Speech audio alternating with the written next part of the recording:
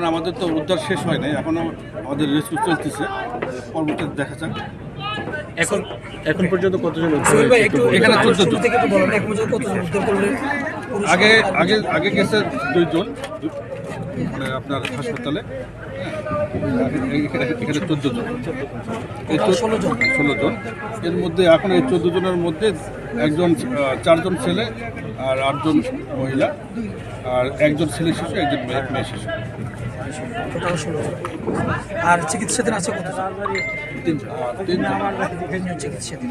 আপনাদের কি উদ্ধার কার্যক্রম চলতেছে। আর কতজন যাত্রী ছিল এটি কি এখন পর্যন্ত আপনারা নিশ্চিত হতে এটা পেরেছেন? আপনাদের উদ্ধার সঠিক কার্যক্রম হিসাব নাই, সুবিধার্থে কেউ বলতেছে 40 জন, কেউ 45 জন, কেউ 35 জন, এরকম, মানে অ্যাকুরেট না। ঠিক আছে। আচ্ছা, আপনার নামটা একটু বলুন। আমার নাম দেওয়ান সোহেল রানা, আপনাদের কার্যক্রম সহকারী পরিচালক, ফায়ার সার্ভিস সিভিল রাজবাড়ী। আমরা প্রথম থেকে এখানে আছি, আপনারাও আছেন।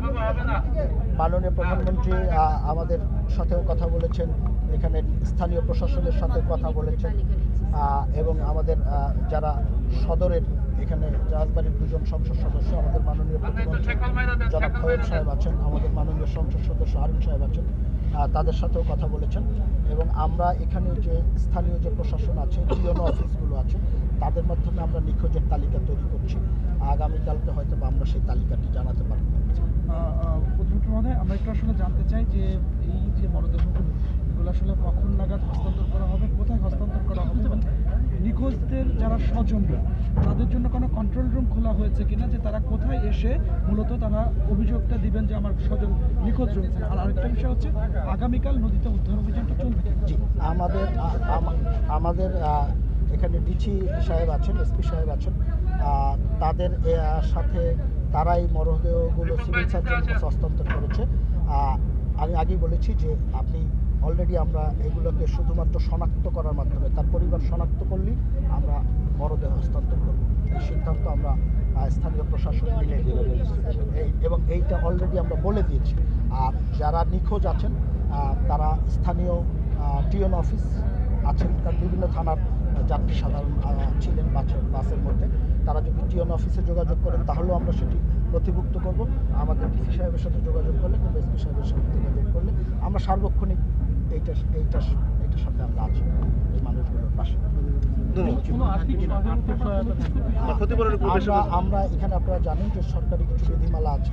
আসলে আর্থিক সহায়তা দিয়ে তো মানুষ ফিরিয়ে আনা যাবে না, যার যায় সেই বোঝে যে আসলে কি যায়। আমরা লাশগুলো দাফন করার জন্য জেলা প্রশাসন থেকে আমরা 25,000 টাকা করে শুধুমাত্র দাফন করার জন্য, আর ইনস্ট্যান্ট মানে একেবারে প্রাথমিকভাবে আহত কেউ থাকলে তাকে 15,000 টাকা করে সহায়তা দেওয়া হবে। এবং যে মানুষগুলো আমাদেরকে ছেড়ে চলে গেছেন তাদেরকে সেই সংখ্যাটা পরিপূর্ণভাবে যখন আমরা নিরূপণ করতে পারবো, তখন তাদেরকে আমরা সবাই মিলে আমরা পরিবারগুলোকে স্থায়ী পুনর্বাসনের সর্বোচ্চ চেষ্টা করব। না, অভিযান চলমান, অভিযান রাতে চলবে। কালকে যখন দিনের আলো ফুটবে তখন অভিযান আরও বেগবান হবে। আমরা অনেকখানি এরিয়া নিয়ে আমরা খোঁজার চেষ্টা করব যে আরও কোনো মরদেহ নদীতে আছে কিনা বা খুঁজে পাওয়া যায় কিনা।